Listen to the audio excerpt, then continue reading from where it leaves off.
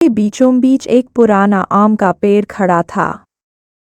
बरसों से लोग कहते आ रहे थे कि उस पेड़ पर चुड़ैल का साया है।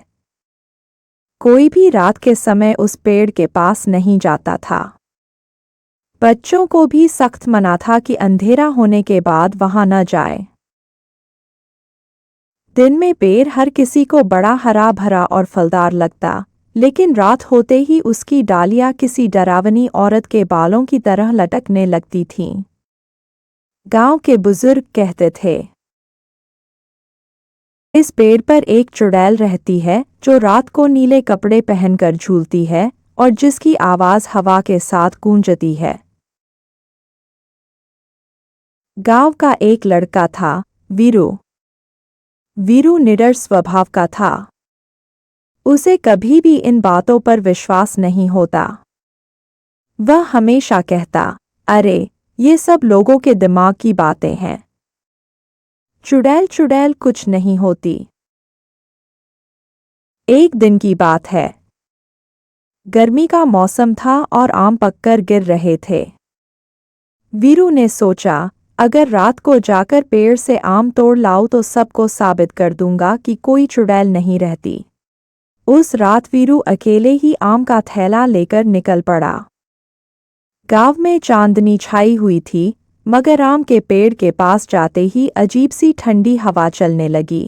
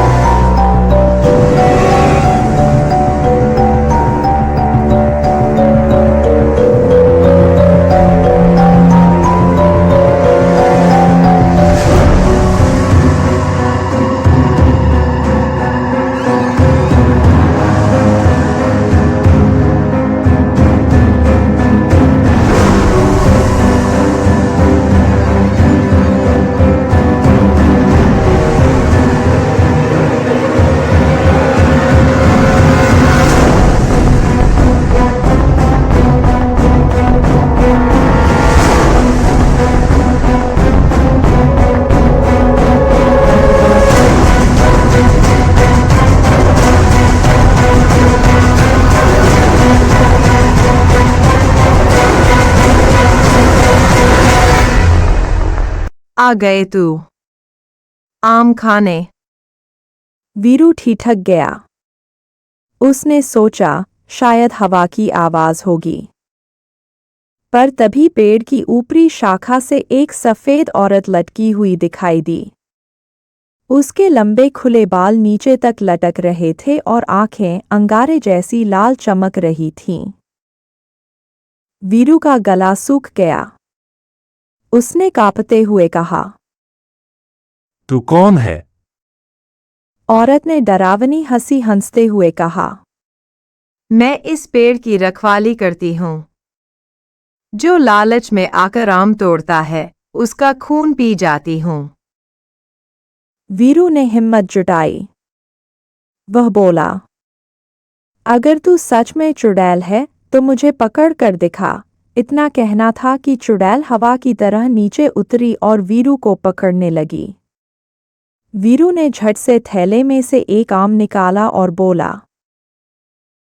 अगर तुझे सच में इन आमों की रखवाली करनी है तो खा ले ये आम। चुड़ैल ने आम उठाकर काटा, मगर आम का स्वाद कड़वा हो गया। वह चिल्लाई, ये कैसे आम है?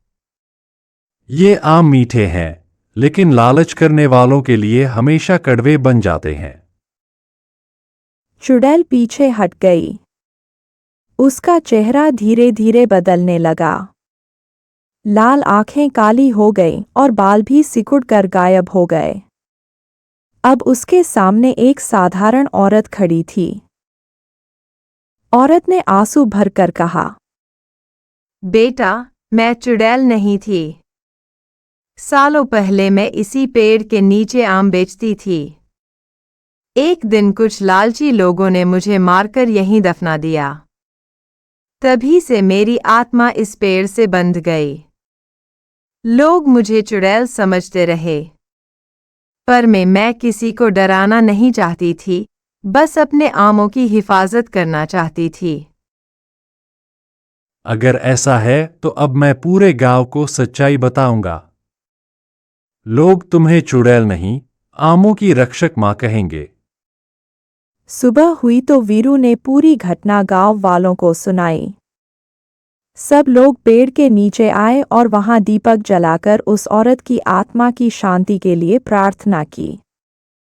धीरे धीरे उस पेड़ का डर खत्म हो गया।